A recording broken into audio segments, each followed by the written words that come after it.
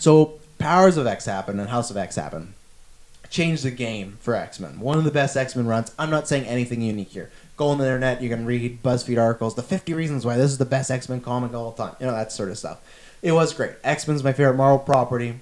And I had been behind on lots of comics, so I've been reading up, but I had not read the X-Men, like the X-Men line that follows this. So I had heard about this whole controversy, you know, quotations in my opinion, because they're fictional characters. But I get it, because I felt the same way of like when they did the Cap Hydra thing. I thought that was really lame and just kind of a cash grab and whatnot. For me, the difference is to set the relationship. So the X-Men in Powers of S and House of X, I'm not going to go read it. I don't want to spoil it. But I feel like they made them a lot more unified. Where in X-Men comics, usually they're always a team, but there's always like a lot of butting heads, right? You have that in this X-Men, but they feel a bit more culty, a bit more like they've been through some shit and they know they can only trust each other and they're going to deceive humans and other people before themselves. So it's kind of like the, you know, even like Magneto was popping back around the X-Men in this comic of keep my friends close but my enemies closer. And they feel that even if their enemies mutants, the people outside could be more of a risk. And I just want to say go say because it's still relatively new. It only came out last year. It ended near the end of last year. So I had read these X-Men ones that catch up. Still great. Jonathan Hickman, great writers. Foundation, great. What can I say? I gotta read the all new Wolverine. I gotta read that too. I never finished that, but I need to read the new Wolverine run. But they've set up this thing, and these are my spoilers, that there's kind of a relationship. It's an open relationship between Jean and Scott. They're together, but she can kind of get it on with Wolverine whenever she wants to. And he can kind of do the same with Emma Frost, which makes sense because this is like, and this is a fictional world, but there's been so many years of Scott, I love you, but I lust and desire Wolverine.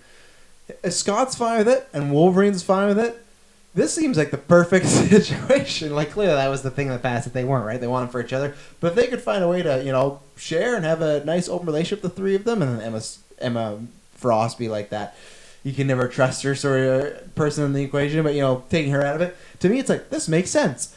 And the thing is, so obviously a lot of hubbub came up that there was this line of they're talking about Cyclops and Jean were going to take a trip and Scott invites him. And before this, they were talking about like Logan's body hair and being like in bed covers and stuff like that. So it's already kind of central. And then he makes some like comment about Cyclops makes some comment, pronouns pal, about seeing Scott in a bikini, and Wolverine says some barb like, oh yeah, that'd be pretty nice. So people have insinuated because they have this open relationship, and that's where, like I said, the X-Men right now feel very culty, and I like that. And there's already this open relationship with Jean and Scott and Wolverine, so it's very sexually fluid. And then maybe there's something going on now. We might see it progress later, but something going on with Cyclops and Wolverine. Now, there's some people that I get. Not everybody are these, you know, sexist, like homophobic type of people. So I understand. But there's definitely that camp of people that go, not so much Scott, it's the Wolverine aspect. People go, look at this manly man, this killer, this like Wolverine who's always been betting ladies, like he couldn't be gay. That's not in his character. That's not my Wolverine. Okay, so here's the thing. One, I hate that argument of the whole, and I'm not gay, but I have gay friends. This argument of Wolverine is this like manly man. He just represents like he's hairy and he's buff and he's just like the badass, right? That can be gay.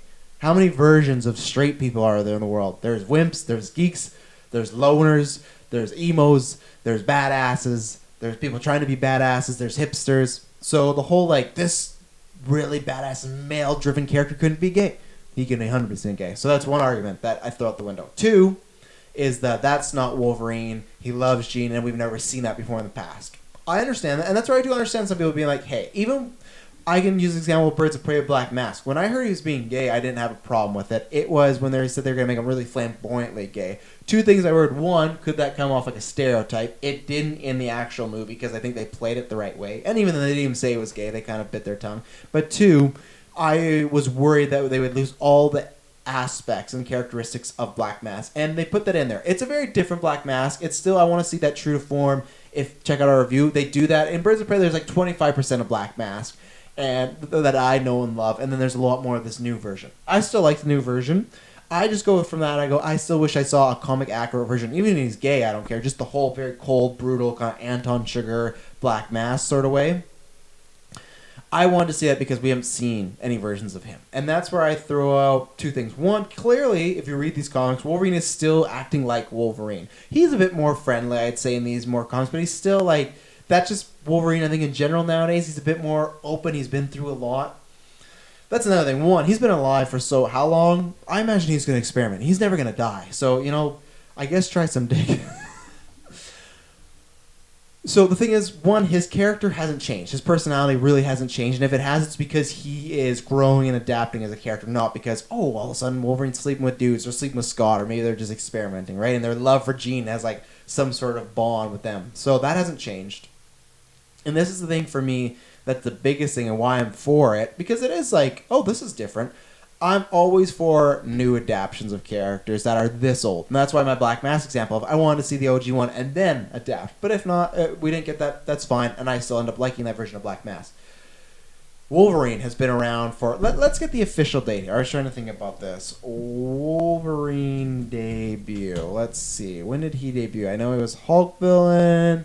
He debuted in 1974. So just 50 years now? Just about 50 years we're coming on for Wolverine.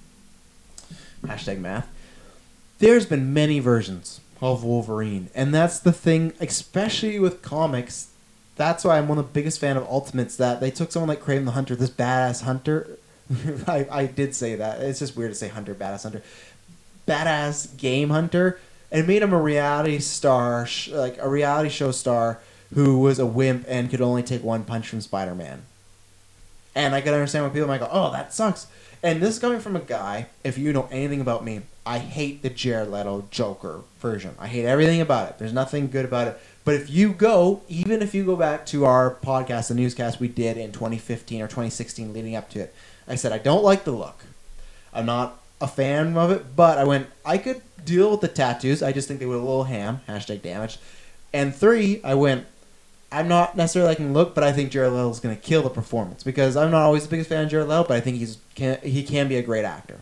Obviously, for me, that didn't even happen, but I was even open to it. You got to be open to it till you read it. That's why many people, I feel, have not even read it, and I know there's some people that I've seen on my timeline that have not read it. They're just taking, and I didn't either, so that's why I saw that's interesting. Let me read it, and it fits. And it's also very subtle. It's not a big thing. It's not like they show up like, Gene, we're over this. So there's like a huge sex scene in the panel. They're not like putting in your face like, they're a couple now. Maybe they could get to that point, or they're just like fucking now. Like, maybe they could get to that point. But if they're going that way, it's a subtle build-up, and it's just little foundations being built. And for me, there's no true Wolverine. And I realized that a few years ago after the BBS stuff that I was always talking about, like, Batman doesn't kill. The thing is, Batman has many versions where he kills, right? Look how he started. He used a gun. And lots of people, Frank Miller's Batman doesn't kill, but I feel there's a gray area because he was always being kind of a bad boy in those and being very violent. So for me, there's no true one version of the character. Everybody has a true one version of the character they have. For me, my Batman is the animated series. And the closest one to get to that is the Nolan one, as far as not the aesthetic, but the kind of vibe of like, I don't kill. And many people go, look at Nolan's. He kills, he does this. Okay, yes, he does take some lives, but there's a difference between Ben Affleck's where I feel like he doesn't care about taking a life, and he'll just,